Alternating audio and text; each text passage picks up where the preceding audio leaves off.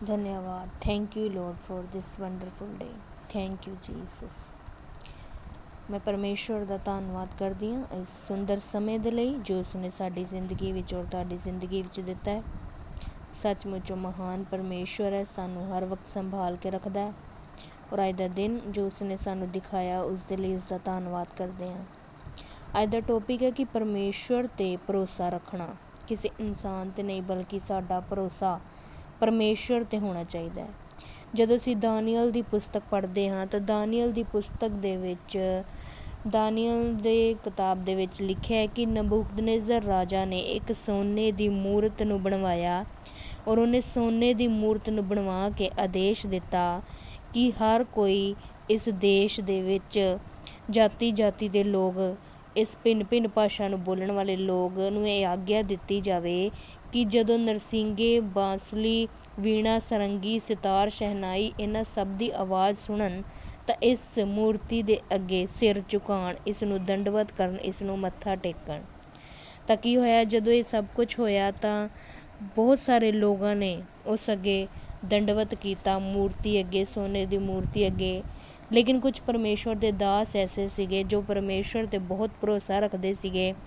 ਸ਼ਦਰਕ, ਮੇਸ਼ਕ ਔਰ ਅਬਦਨਗੋ, ਇਹਨਾਂ ਤਿੰਨਾਂ ਨੇ ਉਸ ਮੂਰਤੀ ਅੱਗੇ ਦੰਡਵਤ ਨਹੀਂ ਕੀਤਾ ਔਰ ਇਹ ਖਬਰ ਰਾਜਾ ਦੇ ਕੋਲ ਪਹੁੰਚਾਈ ਗਈ ਕਿ ਹੇ ਰਾਜਾ, ਤੇਰੀ ਆਗਿਆ ਨੂੰ ਇਹਨਾਂ ਤਿੰਨਾਂ ਨੇ ਨਹੀਂ ਮੰਨਿਆ। ਕੁਝ ਯਹੂਦੀ ਲੋਕ ਨੇ, ਸ਼ਦਰਕ, ਮੇਸ਼ਕ, ਅਬਦਨਗੋ, ਜਿਨ੍ਹਾਂ ਨੇ ਇਸ ਮੂਰਤੀ ਦੇ ਅੱਗੇ ਦੰਡਵਤ ਨਹੀਂ ਕੀਤਾ, ਜਿਹੜੇ ਉਹਨੇ ਰਾਜਾ ਨੂੰ ਕਿਹਾ ਕਿ ਤੇਰੇ ਦੇਵਤਾ ਦੀ ਉਪਾਸਨਾ ਨਹੀਂ ਕਰਦੇ। ਤਾਂ ਰਾਜਾ ਨੇ ਕਿਹਾ ਕਿ ਉਹਨਾਂ ਨੂੰ ਬੁਲਾਇਆ ਜਾਵੇ। ਜਦੋਂ ਉਹਨਾਂ ਨੂੰ ਬੁਲਾਇਆ ਗਿਆ, ਤਿੰਨਾਂ ਨੂੰ, ਸ਼ਦਰਕ, ਮੇਸ਼ਕ ਔਰ ਅਬਦਨਗੋ ਨੂੰ, ਤਾਂ ਉਹਨੇ ਇੱਕ ਵਾਰ ਫਿਰ ਕਿਹਾ ਕਿ ਜੇ ਤੁਸੀਂ ਇਸ ਮੂਰਤੀ ਅੱਗੇ ਸਿਰ ਝੁਕਾਉਂਦੇ ਹੋ, ਇਸ ਨੂੰ ਦੰਡਵਤ ਕਰਦੇ ਹੋ ਤਾਂ ਤੁਸੀਂ ਬਚਾਏ ਜਾਓਗੇ। ਅਗਰ ਤੁਸੀਂ ਨਹੀਂ ਕਰਦੇ ਤਾਂ ਤੁਸੀਂ ਅੱਗ ਦੀ ਭੱਠੀ ਵਿੱਚ ਸੁੱਟੇ ਜਾਓਗੇ।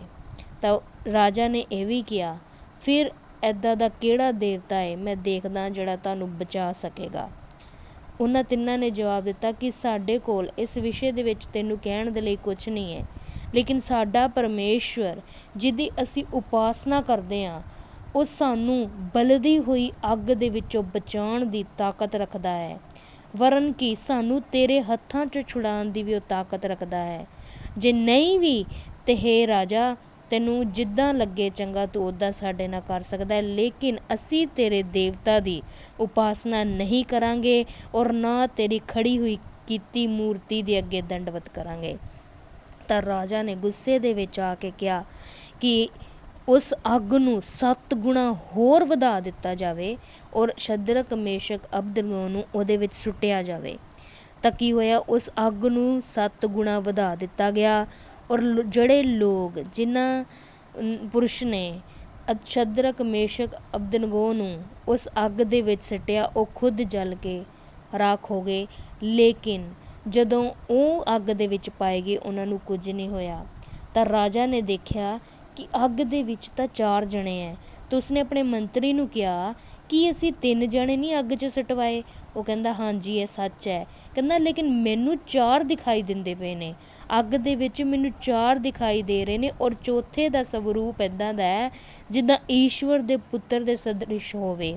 ਫਿਰ ਉਸਨੇ ਨਬੂਕਦਨੇਜ਼ਰ ਰਾਜਾ ਨੇ ਕੀ ਕੀਤਾ, ਉਹਨਾਂ ਨੂੰ ਆਵਾਜ਼ ਮਾਰੀ ਕਿ ਹੇ ਸ਼ਦਰਕ, ਮੇਸ਼ਕ, ਅਬਦਨਗੋ, ਪਰਮ ਪ੍ਰਧਾਨ ਪਰਮੇਸ਼ਵਰ ਦੇ ਦਾਸੋ, ਇੱਥੋਂ ਬਾਹਰ ਆਓ।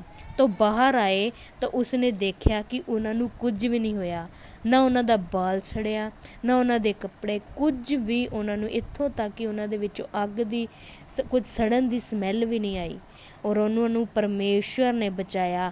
ਔਰ ਰਾਜਾ ਨੇ ਕਿਹਾ ਧੰਨ ਹੈ ਤੁਹਾਡਾ ਪਰਮੇਸ਼ਵਰ, ਧੰਨ ਹੈ ਸ਼ਦਰਕ, ਮੇਸ਼ਕ ਔਰ ਅਬਦਨਗੋ ਦਾ ਪਰਮੇਸ਼ਵਰ, ਜਿਹਨੇ ਆਪਣਾ ਦੂਤ ਭੇਜ ਕੇ ਆਪਣੇ ਦਾਸਾਂ ਨੂੰ ਬਚਾਇਆ ਔਰ ਉਹਨਾਂ ਨੇ ਵੀ ਆਪਣੇ ਰਾਜਾ ਦੀ ਆਗਿਆ ਨੂੰ ਨਾ ਮੰਨ ਕੇ ਪਰਮੇਸ਼ਵਰ 'ਤੇ ਭਰੋਸਾ ਰੱਖਿਆ ਔਰ ਇਹ ਸੋਚ ਕੇ ਆਪਣਾ ਸਰੀਰ ਤੱਕ ਅਰਪਣ ਕਰ ਦਿੱਤਾ ਤਾਂ ਕਿ ਅਸੀਂ ਆਪਣੇ ਪਰਮੇਸ਼ਵਰ ਨੂੰ ਛੱਡ ਕਿਸੇ ਹੋਰ ਦੇਵਤਾ ਦੀ ਉਪਾਸਨਾ ਜਾਂ ਦੰਡਵਤ ਨਾ ਕਰਾਂਗੇ।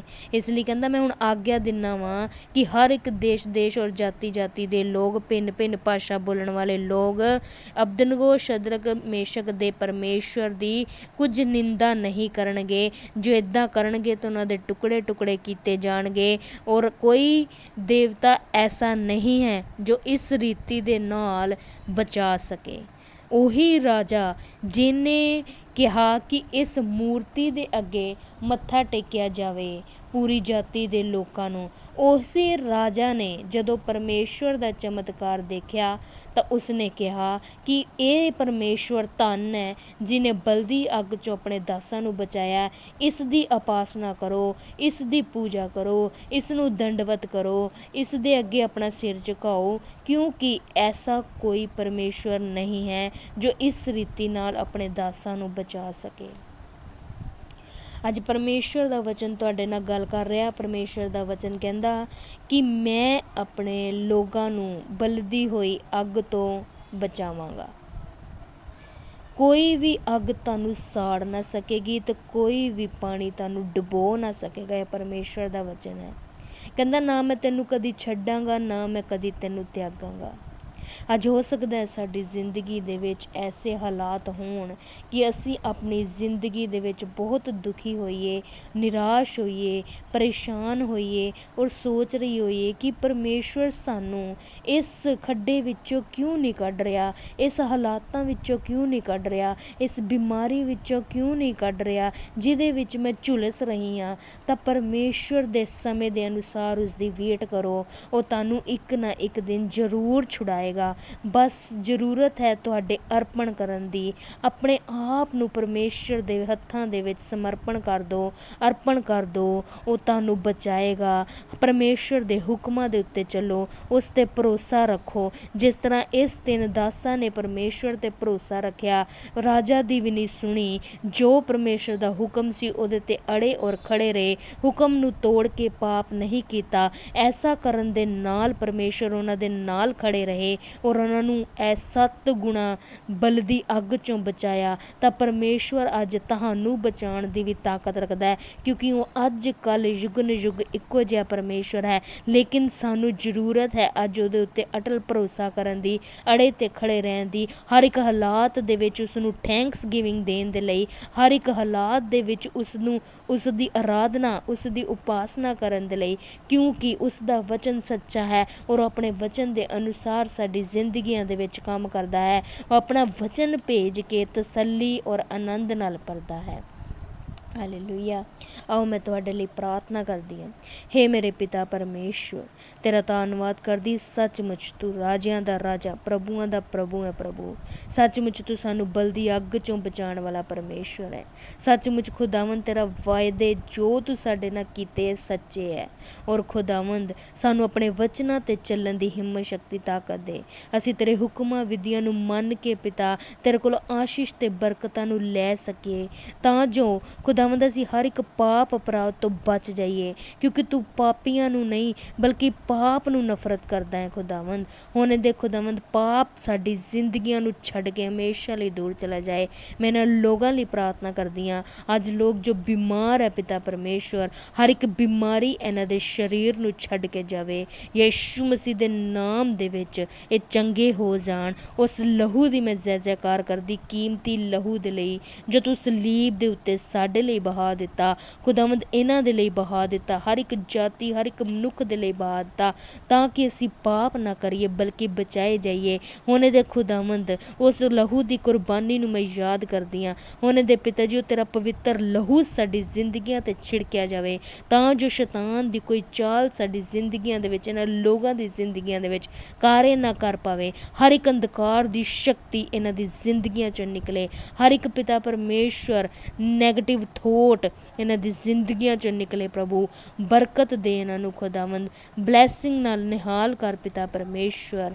ਖੁਦਾਵੰਦ ਦੁੱਖਾਂ ਦੇ ਵਿੱਚ ਤੂੰ ਕੱਢਣ ਦੀ ਤਾਕਤ ਰੱਖਦਾ ਹੈ।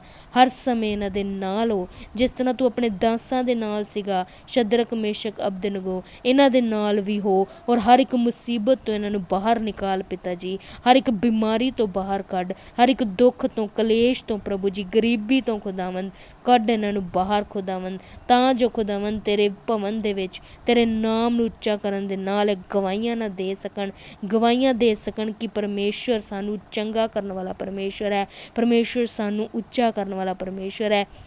खुदावंद इन्हां दी जिंदगियां दे विच वड्डियां गवाहियां नूं पैदा कर। खुदावंद खुदा तेरे नाम दे विच वड्डी गवाहियां नूं देण, तेरे नाम नूं उच्चा करन पिता जी। तेरा मसा इन्हां दी जिंदगियां च उतर जाए पिता जी। ओ तेरा धन्नवाद करदे, तेरी तारीफ करदे पिता। सचमुच आदर महिमा जलाल सब कुछ तेरा है पिता। यीशु मसीह जी प्रार्थना नूं सुनिया, कबूल किता। तेरे बेटे मुक्तिदाता उद्धार करता यीशु नाम च मंगदे, आमीन आमीन आमीन। सारेआं नूं जय